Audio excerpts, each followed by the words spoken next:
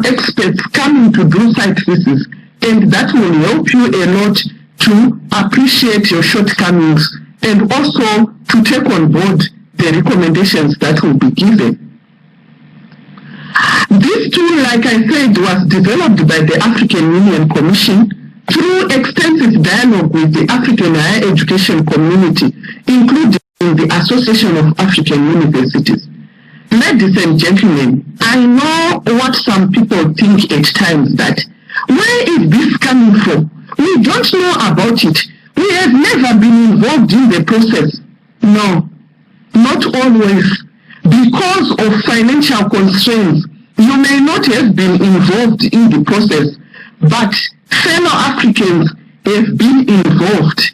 At all levels, there are representatives who are picked to make sure that at the end of the day, whatever initiative, whatever tool that is being developed, it's a true representation of our African higher education. So feel comfortable to take on board and have this a plea for us to buy in and make use of our truly African tools and initiatives. And this was adopted by the Conference of Ministers of Education of the African Union in 2007. So how can you say your country was not involved? For our ministers to chart the discussions that they do during the African Union Commission Summit, it is those things which they request from the key stakeholders. They request the things that they will take to the African Union from institutions, from national quality assurance agencies, and from any other stakeholder, from the ministries of higher education. And so when they are representing us at continental level, we are part. And our concerns and issues are well covered. The survey again is available on that link, and it's for free. You don't need to pay anything to access it. Interested institutions can also visit the website of the African Association of African Universities. Again, you can visit the Aqrm website. If you just type in aau.org/HAQAA/ you will get to what we did in Aqua Phase 1. And again, we are making sure we will continue to load everything that we are doing during Aqua Phase 2. And when you visit these websites, you will really appreciate the level of consultancy that was done in order to make sure everybody is represented and is on board. With the Aqrm, we want to ensure that the performance of higher education institutions in Africa can also be compared against a set of common agreed criteria, taking into account the local context of higher education. We want also to help higher education institutions carry out self-evaluation exercises and support the development of the quality culture and continuous improvement. We need together to pave a way for African universities to be locally relevant and globally competitive. I want to emphasize that. And now moving to the questionnaire itself, I said there are no worries because we are going to provide you with the questionnaire itself. We are also providing you with the link. Basically, I'll just do an overview to say Section 1, background information, institutions, general information, institutions profile, students profile, learning, and all that until we get to internationalization. Hello. Hello.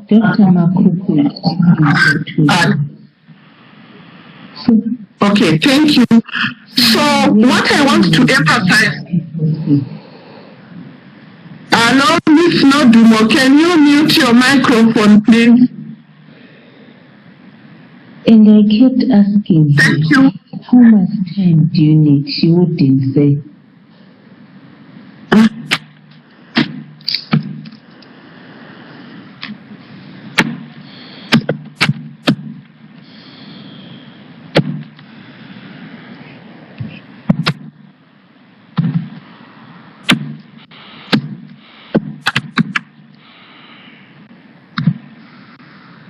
I'm almost through mode because I'm left with a few slides here.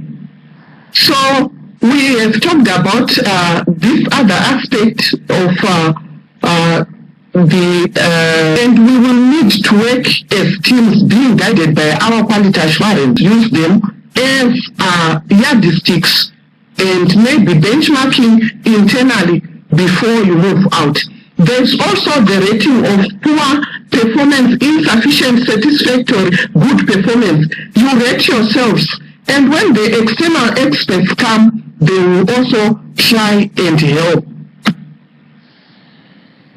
Now, the scores are there, and based on the institutional information submitted, interviews with different groups will be done by those experts who come to do the site visit. And they will also do document analysis of the documents which you used to complete your questionnaire, as well as a score that I've showed you earlier on, and also interviews with the students. These will determine the overall scores that you are going to get. The process, like I've already touched on it, is that you complete a questionnaire and will give you at least a month to complete it, but you can't do it alone. You need a team, particularly people with institutional memory are very important to be part of that team. And even selecting of the best departments. It's not a one-person thing. There's a criteria that you use, which is in the questionnaire of the Aqrm, and you can use that. So just to say, how do we link up the Aqrm with the African Standards and Guidelines? So the African Standards and Guidelines are to be instituted and to be used by institutions. Now, the Aqrm is one tool that you can use to check if you are complying with the African Standards and Guidelines. And so that's one key relationship I want to explain to you. So this is a brief summary of the African Standards and Guidelines, that they've got a Part A, Part B, Part C, like I've said before, and they will look at internal quality assurance, external quality assurance, and quality assurance agencies. The slides are going to be shared. Now, in terms of supporting internal quality assurance, the Part A is the one which is most important for universities. It will guide you on the standards which you need to have. The Part B will help the quality assurance agencies to come and do the assessments and the accreditation and re-accreditation. And then the Part C is the one which is used to check if they are doing well. On this slide, I'm just showing you the institutions which have undergone the first batch of institutions which underwent the Aqrm institutional evaluations. This is where we picked the other two institutions. I think in the next few minutes, less than 5 to 10 minutes, I'm just winding off. So you will get the slide and you will see the greater detail of it. So what are the opportunities which are there under Aqrm Phase 2? During Phase 2, which I said started in 2019 to 2022, African higher education institutions will have the opportunity to apply for the full Aqrm institutional evaluation. And then we are going to have a verification visit. A call is going to be launched by mid-2020. So watch out on the Aqrm website and also on the AAU website. Continue to be in touch with us, and we will tell you and inform you when the call is out. That would be very good if we have many countries applying, many institutions applying. Institutions will be given 3 or 4 months period to complete, but because of COVID, we are not sure how it will happen, because sometimes people need to be in the institution to get everything that they need to complete the questionnaire.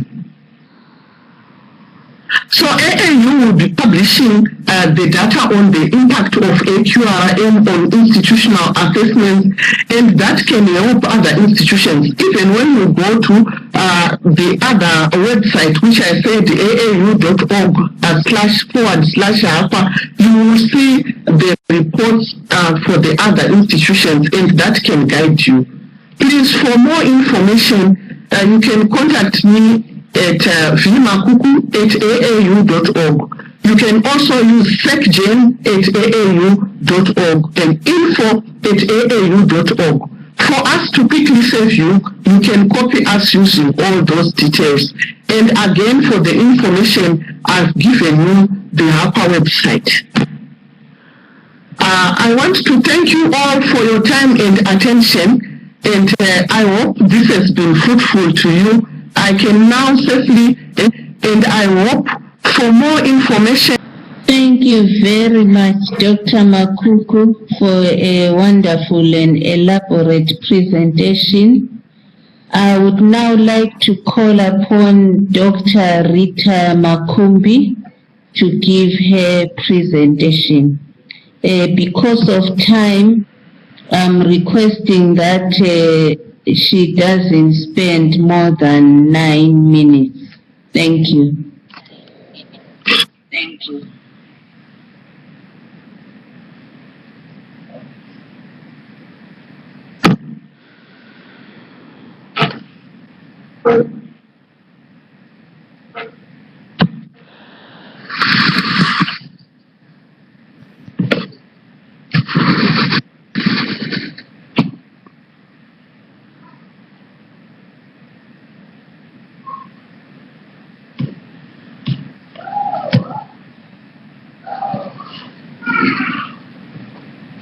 Training for the HAQA 2. I'm from Deja University in Uganda, and I've seen most of my colleagues here. You're most welcome, all the Ugandans and all the East Africans, and all of us all. So the exercise ran from February 2017 to June 2017, and it was coordinated by the Directorate of Quality Assurance of Deja University in conjunction with the Association of African Universities. An overview of what happens in Uganda. The approach to higher education reflects a guided approach led by the Uganda National Council of Higher Education towards self-evaluation and self-improvement for the academia in the country. Higher education institutions should abide by the Higher Education Quality Assurance Framework, which is accessible by all of us. Then higher education institutions have the freedom to further enrich the program, focusing on their mission, vision, the strengths and niches that they have as an institution. So there is that liberty that we embed as we are working on our quality assurance activities. However, this situation can be a blessing and a burden if a strategic way forward is not developed within the institution itself. As the head of the QA department at Ndeje, it is critical in ensuring the implementation of the strategic way forward to ensure. So how do we come in conjunction with HAQA 1? Ndeje University subscribes to the AAU newsletter, and hence were able to receive the advertisement on the HAQA initiative project. We tendered in our interest as guided by the advert. As the norm is, permission was sought and granted for 2 of the staff to attend this workshop in Accra, Ghana. And the other colleague of mine we moved with is the Dean, Faculty of Business and Management at Ndeje University, Dr. Mili Kwagala. I'll be telling you later on why this is very important. The workshops informed us about the processes, the timelines, and expectations from all of us, and it made things quite easier because we knew what to do. Okay. On returning back to Uganda, a meeting was scheduled with the top management committee to seek a buy-in into the idea of an institutional self-assessment. It took time, but we got positive to run the self-assessments. Trainings were done because they're very fundamental in institutional assessment. Remember, you're involving colleagues who are not directly involved in day-to-day quality assurance mechanisms. So we had to involve the different departments as guided by the questionnaire. We encouraged departmental-based self-evaluations with our guidance so that we get the ownership. They're able to appreciate and own whatever the results will be. The Directorate of Quality Assurance worked with faculty deans. I've already told you I moved with one of the deans. We worked with directors, for example, for research, the different heads of departments, and most critical, the top management. They needed to be in the know of whatever we were doing at every stage. 4 weeks later, data gathering from departments was undertaken, both electronically and hard copies were requested. Remember, our work as QA officers is evidence-based. So there's no we're going to come up with something, yet we do not have the right evidence to support whatever we were writing in the self-assessment report. Once this was compiled from the different units, we sent it back to AAU for validation. A month later, a team of experts was sent to the institution. The data filled in the tool was to be corroborated with the documentary evidence and observation by the experts that came in. This was made very easy because as we were working on the tool initially, we kept on collecting data. So when the experts were coming, we didn't have to scatter ourselves all over the place looking for the same data. It was quite easy because we had already done that earlier. Then I'm continuing with the actual exercise. Primarily, the verification mission dictates a visit to the institution, and they came, as I've already mentioned, to validate the contents of the questionnaire vis-a-vis what we have on ground. We had elements that included governance and management, infrastructure, finances, the teaching and learning aspect. It gave us research, publications, and innovation aspects. And most importantly, it had societal engagement. The confirmation of the information provided evidence through the data we had collected. We had different meetings with senior staff, the academic staff, the community, that is the people around Ndeje University that are benefiting from its existence. Then we had students' representatives led by the guild. We had industry. These were very instrumental to the whole picture. And these, we worked with the deans who helped us to be able to access this, because they're the ones who send these students out there for internship, school practice, and others. And in particular, when the team arrived, they had a word with the Vice Chancellor. Then they had a discussion with the full top management committee. Then they had discussions with the academic staff. Allow me to mention at this stage, the remaining stakeholders, we were not allowed to stay in. We were requested to move out. And that's what we did. We went out, and I think it allowed more freedom for them to express themselves without us being there maybe to bias the answers. And I think that is a practice that all of us should continue once we get engaged in this kind of exercises. And then there was looking for evidence in terms of inspection of facilities. The team went to the library, and in the library they actually went and also verified the e-resources. They had an expert in that particular area. They looked at the computer laboratories, They visited our lecture halls and the offices of our staff. Then they went through some of the student support services. Us being Christian-based, so the counseling is embedded in the chaplaincy. So that was something that we thought was unique to us, but we'll get to know later. They did the evaluation of the same, and then, of course, they had to look at the relevant documents. That took some good time because they kept on looking at documents as guided by the indicators.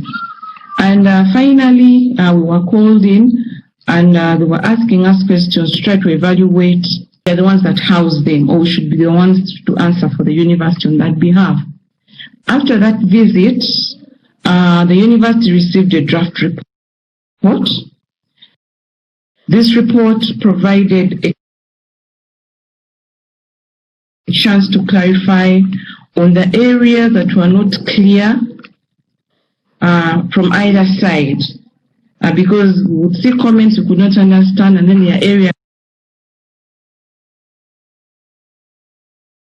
them they did not really understand. So we needed to beef up more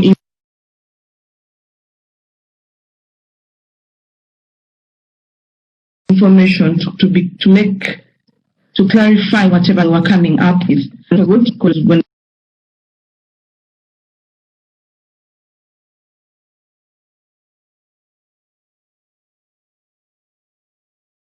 the final report came back, we were accompanied from the side. And retrospectively, the university and back from the department was relayed back to the AAU experts. Again, it was part of ensuring that we are on the same page, because there's no way we could answer everything, yet there are experts in those particular departments who can help us clarify better so that everyone is on the same page. The final report came back, and the institution was rated as good quality, which we felt gave us a very good strategic direction for the future. Having said that, we learned a number of lessons. I'll just give you briefly what we came up with. The input of stakeholders gave a bearing for the quality assurance work we do in the university, and it was appreciated by the different departments that were involved. Allow me to mention that the presence of an equipped computer lab was a plus for us, and we're very excited that it came out very well. However, the experts mentioned the need to match with the student ratios and be done urgently.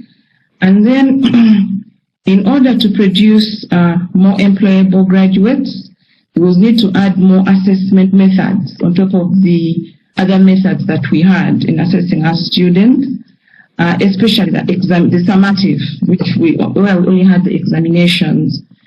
Then to improve the mobility of students and staff came out strongly. Then we were encouraged to create an online repository of knowledge generated within the institution, and this has been done already. And we thank this particular initiative for guiding us in that particular area. Then we were guided to utilize existing involvements that we have with external associations, for example, the Forum, the AAU, among others, to increase exchange opportunities for both our staff and our students, and this is ongoing. What are the benefits of this particular initiative? It acted as an eye-opener and a wake-up call on some areas that were still lagging behind in the university. For example, the implementation of a robust staff development plan. Then it further enhanced the top management and other middle-level managers to understand the advantages that accrue from a robust quality service system. The first presenter talked about improving the quality culture in the institution. And although the Aqrm was not a ranking mechanism, It helped our university to strive for the best in implementing the recommendations mentioned earlier. Through this exercise, experience was gained on how to candidly carry out a self-institutional assessment. Thank you so much for listening in. I hand over to Ms. Nadumo. Thank you very much, Dr. Rita Makumbi. We now call upon Mrs. Abigail Zama Anderson. And as she set up, I'll just mention 2 or so questions that have come up from the Q&A panel. Answer Prisa Kariu. She says, what efforts are the African Union Commission and AAU making in order to roll out and enforce the ASG across the continent, African standards and guidelines to the same extent that their equivalent standards, that their equivalent ESG have in Europe? I think this is one of the efforts that we are doing by hosting this webinar, and also under the HAQUA Phase 2 project. It's one of the key activities that we want to be engaged in. Then there was also a comment from Dr. Beatrice Njenga, who said that she agrees that involving the regional universities councils will lead to great improvement, and she hopes that it will help in advocating for internal quality assurance in our universities. Kwesi, can you set up Mrs. Abigail Zama Anderson? I hope her slides are ready. Yes, everything is set. Okay, you are most welcome, Abigail. I'll give you 7 minutes. Thank you. Thank you, Nodumo, and good afternoon to everyone. It's a privilege to be here to share our experience with all of you. Abigail, we can hardly hear you. I don't know if the audience can hear you. I am requesting if you could speak closer to your microphone, please. Thank you. Yes, I am. Is it better? It's not very good, so try and speak up. Yes, thank you. As she organizes her sound, there was also a question from Professor Atta Diallo Hortense. And the question was, what strategies have been or are being put in place for and Lusophone institutions? And I'll request Dr. Makuku and the team to take note of this question and be able to respond to it. Can we try again, Abigail? Yes. Is it better now? Yes, do try to speak up. Thank you. All right. Thank you. So welcome, everyone. And I'm here to share with you the Kwame Nkrumah University of Science and Technology experience with the Aqrm.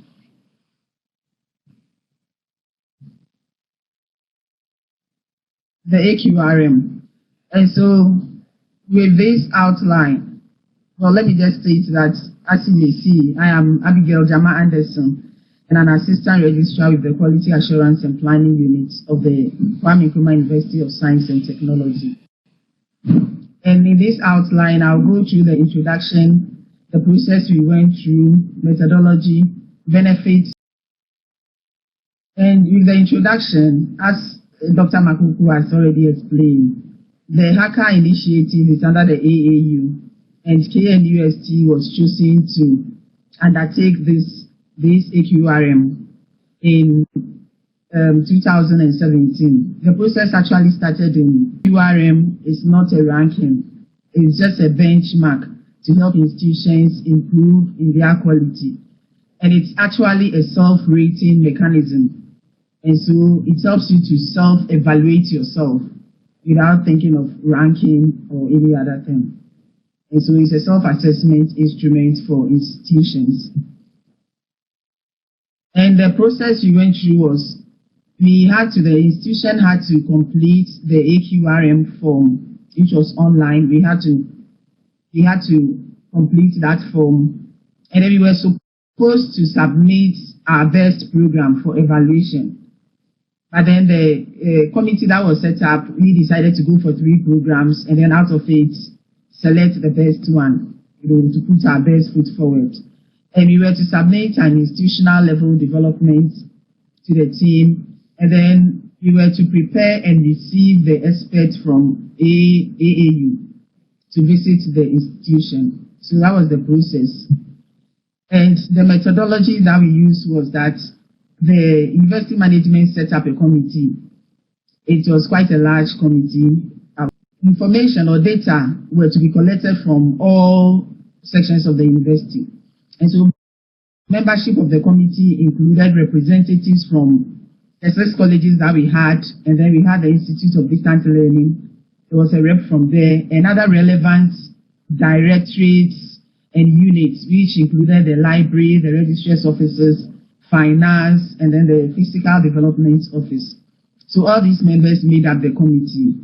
And let me mention this, that prior to this Aqrm, KNUST had undergone a self-evaluation exercise with the National Accreditation Board of Ghana.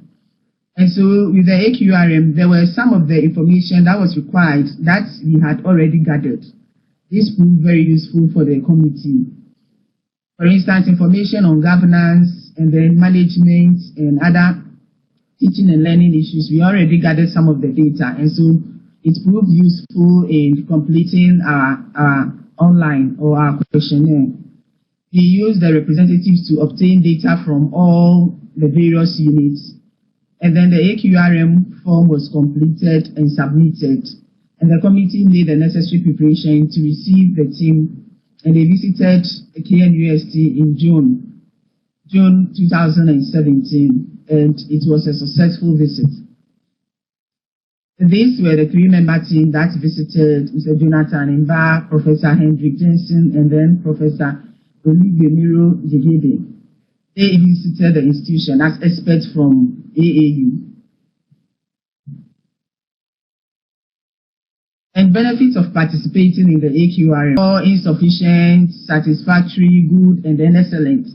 And when we evaluated ourselves, the institution rated itself as excellent. They rated KNUST as good. And they rated KNUST as good and not as excellent as we rated ourselves. And the visit revealed certain perceived challenges that we had with this institution. That the reluctance of staff to provide data, that is relevant data in the required format. The members of the committee had a bit of challenge gathering all those data that was needed.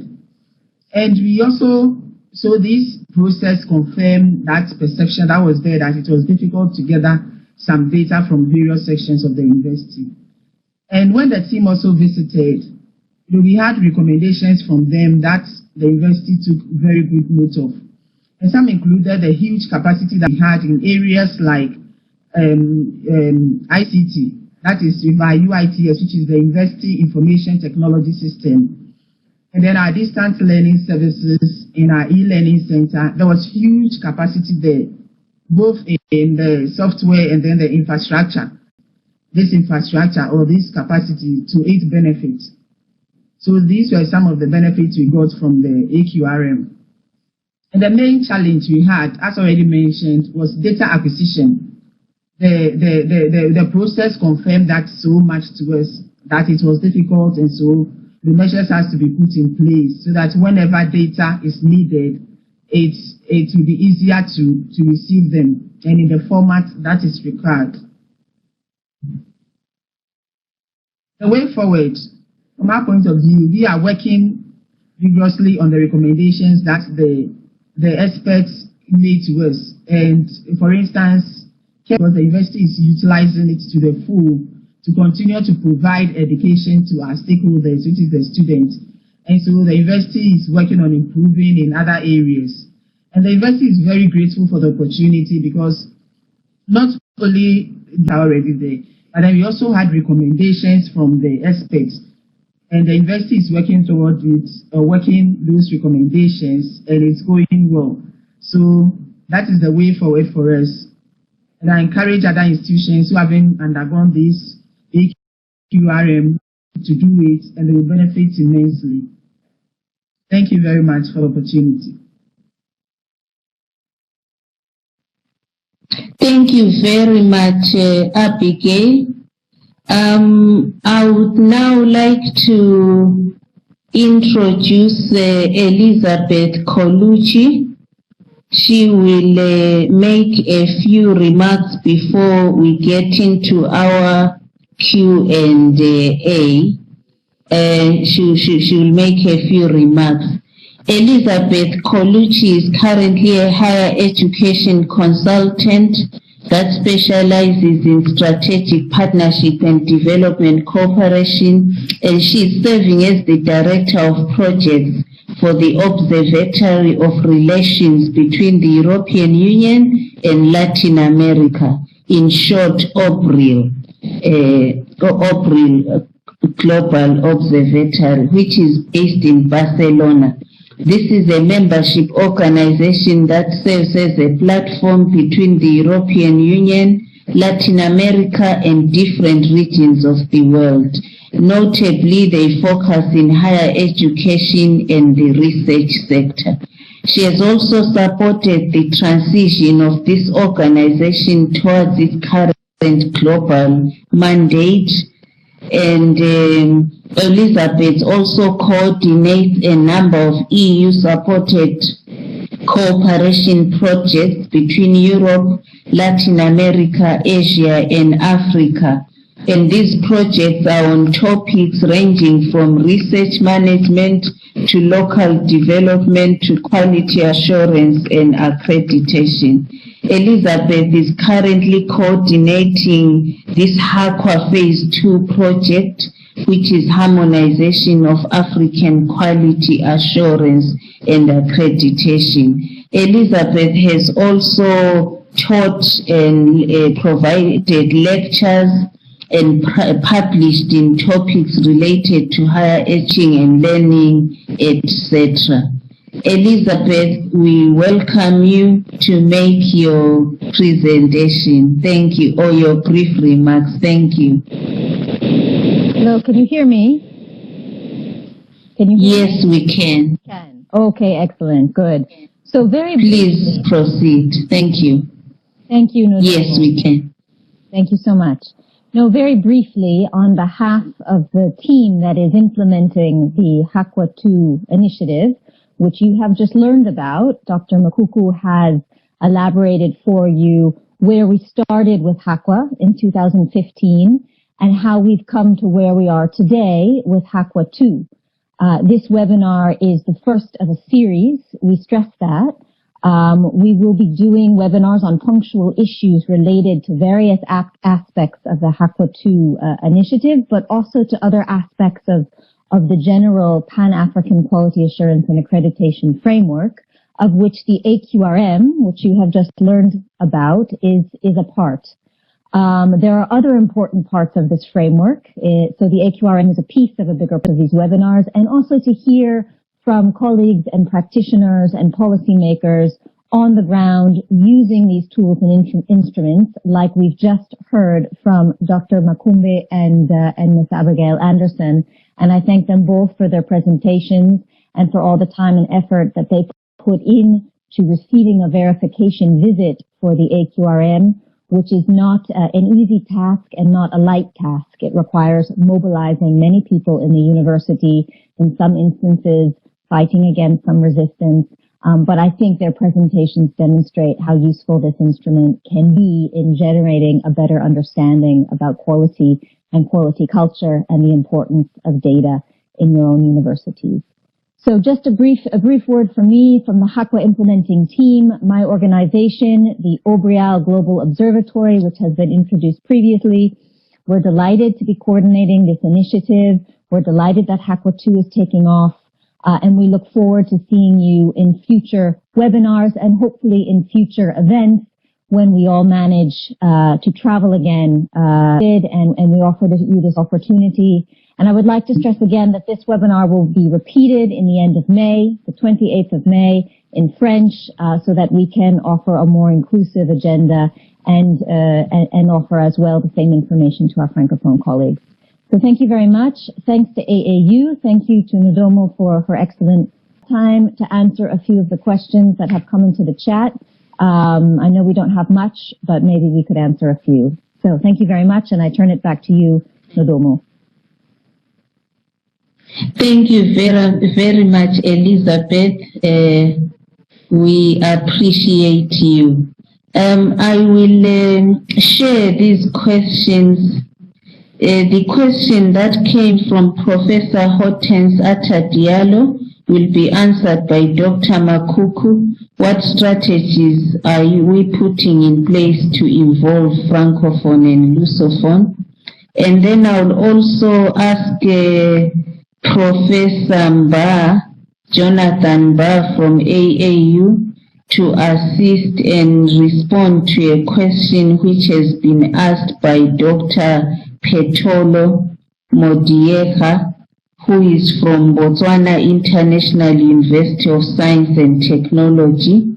The question is related to the Southern African region and the fact that the Southern African Quality Assurance Network seems not to be strong enough. So the question is, how can you assist the Southern African region? There is also a question on whether as AAU we are involving private universities in the quality assurance process, and I will ask Dr. Violet Makuku to take that question. The last question is from Azila, and the question is, Professor Mba, if you could make comments on what strategies are in place to implement this laudable policy on quality assurance, given that implementation would cost quite a lot for these private institutions. So it's a question around private universities and the cost issues associated with the implementation. So I would like Dr. Ma assigned to her, after which Professor Mba will also respond. Thank you.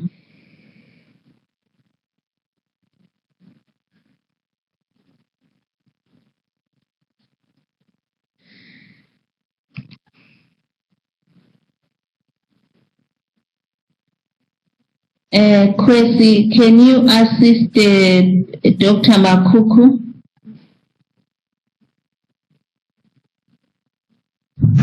Online as a presenter. Okay. Hello, Dr. Makuku. Yeah, she's coming now. Okay, thank you.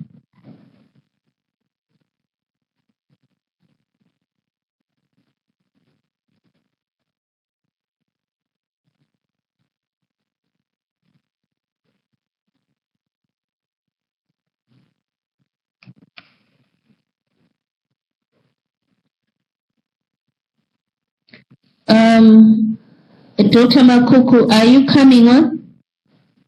Okay, thank you. But I think the sound is not. Please switch on your microphone.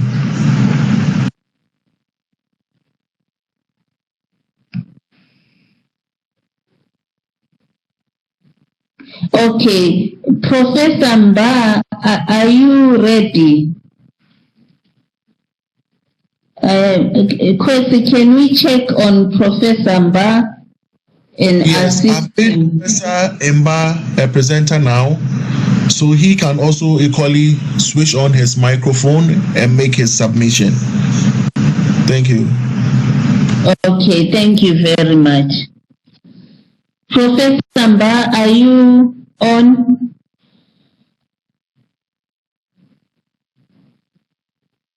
Hello, Yes, please. can you hear me? Yes, we can. Thank you. Thank you very much. So I would like to add my voice in congratulating Dr. Makuku for an excellent presentation and for the two other presenters for their interventions. We at AAU support all the regional bodies, including Southern Africans, and we involve them as far as possible in our activities, our program for the benefit of African higher in the Aqrm evaluation exercise. There were some from Southern Africa. So the Southern African region is not left out. As a matter of fact, even though the number was small, 15, we ensured that all the 5 geographic regions of Africa and the 4 main linguistic groupings were involved in the exercise. And that is what we are going to do in the Hakatu exercise of the Aqrm. We are going to ensure that Southern African region as well as the other regions are represented in the Aqrm exercise.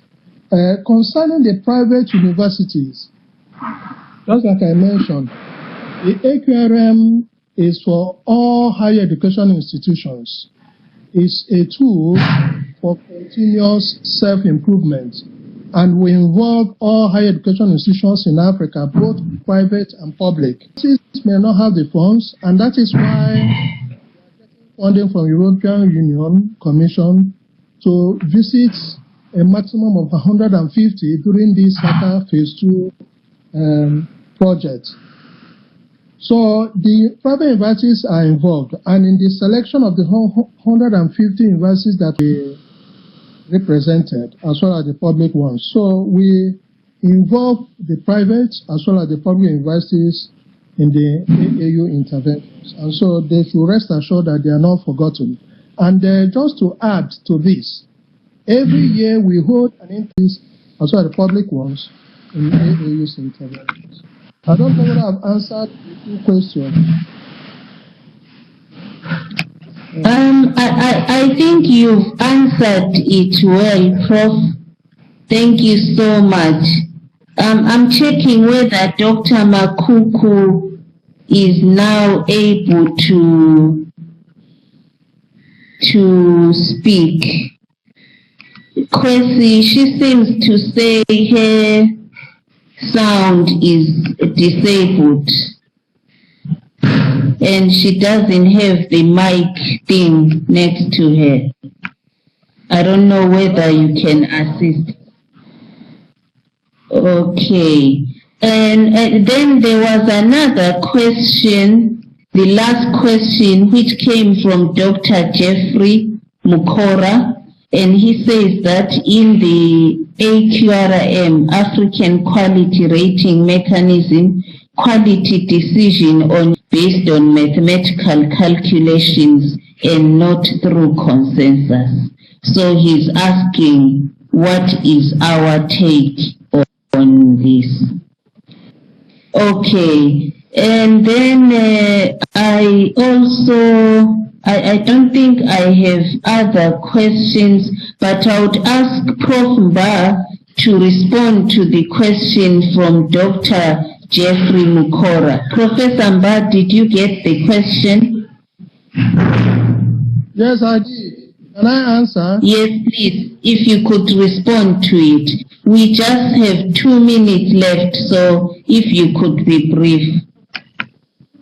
Okay, thank you very much. Dr.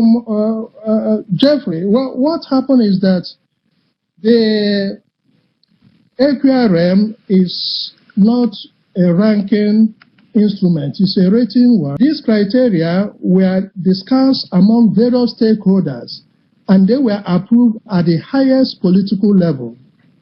That these are the criteria we are going to use to be able to rate ourselves, whether we are doing well or we are not doing well.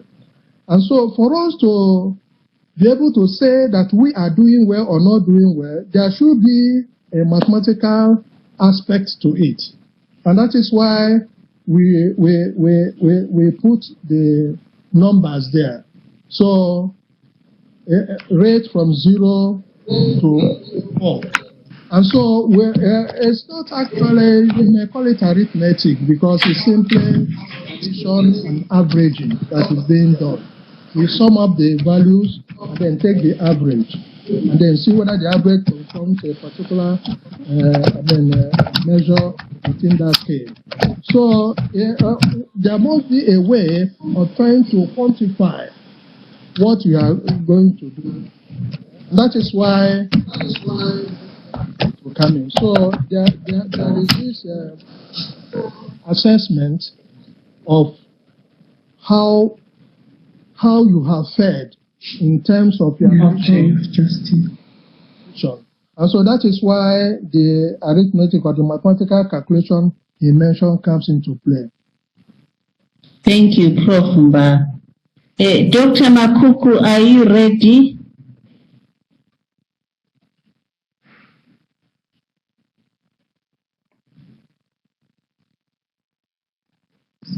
With you is what Azila has asked. He says people are worried about private universities, and just like as rightly pointed, every university is part. But I see their issue is concerning financial obligations, and we are saying now in Aqrm we have of the Aqrm, and so they can apply and submit their data, and they can be selected just like everybody else. And the second one is strategies to get more people from Prof. Atta Diallo. We are going to work with social media. We will work with AAU TV, National Quality Assurance Agencies. We want institutions to also help us share information. And lastly, on Prof. Jeff Mkora, I want to say even the numerical values, they just don't come. We also make sure after the interviews, after the documents and all, we are putting together to come, they've scored them highly, and we reduce slightly depending on the triangulation that has been done. Thank you, Nodu. Okay. Thank you so much, Dr. Makuku. Congratulations for an excellent presentation. It was just amazing. And also thank you to Dr. Rita Makumbi. Thank you also to Abihile, Miss Deidre Lennon, Elizabeth Colucci. Thank you also to our wonderful participants. We look forward to seeing you in the next webinars that we will organize as the AAU. Of course, I will not forget Mr. Kwesi Sam. I know that we have good webinars. Have a lovely afternoon or evening wherever you are. Thank you.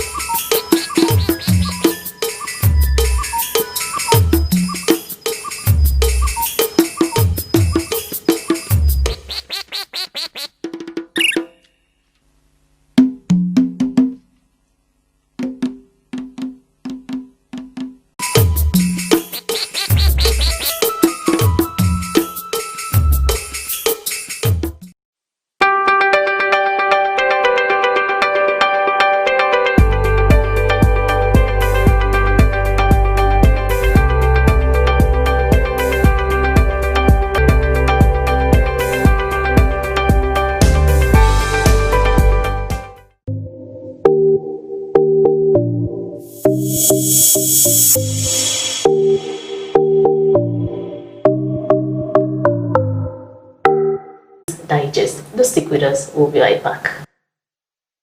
Dr. Udell Tego is a general gynecologist with 4 children. She is very passionate about delivering quality, compassionate care to women. And her hobbies are running and reading. You may not have heard about us, but we have heard about you. You've been searching for a new kind of university. Meet the university in Ghana that is transforming Africa. One that is nurturing a new generation of ethical, entrepreneurial leaders. One that offers scholarships thanks to the Massacre Foundation, so that you can be part of our community of students who stand for integrity, discipline, and excellence. You may not have heard about us, but we have heard about you. You are Africa's future, and we are Ashesi University College. Together, we can begin to create a new Africa.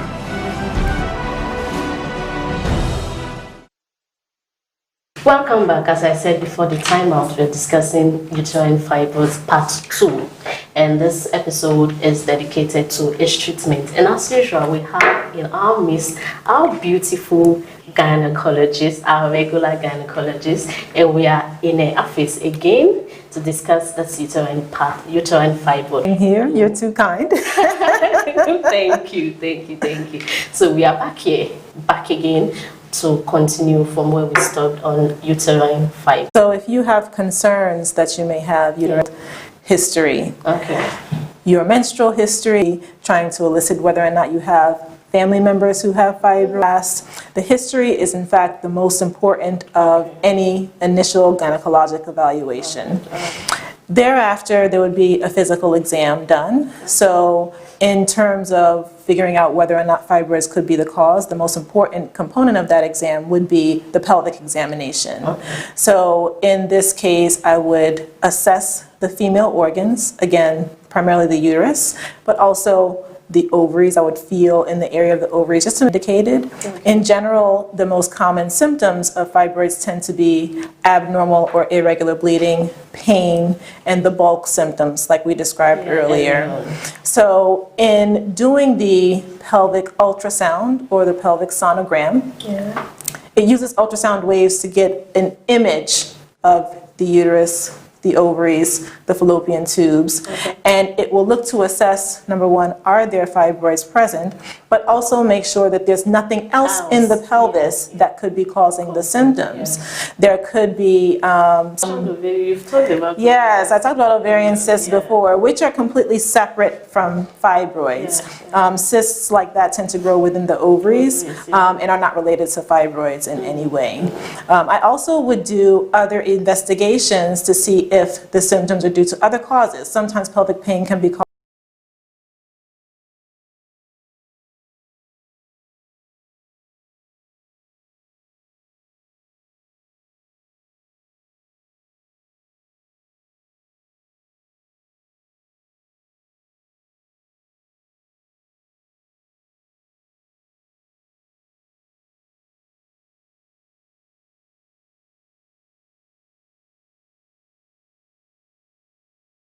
thyroid hormone. The thyroid is a gland in your neck that's responsible for your metabolism and other bodily functions.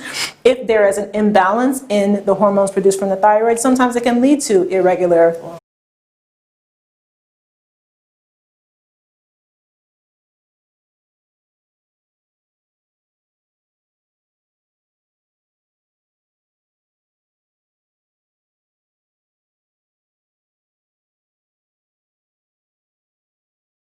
lady has uterine fibroids. What are the possible treatments that she would have to undergo?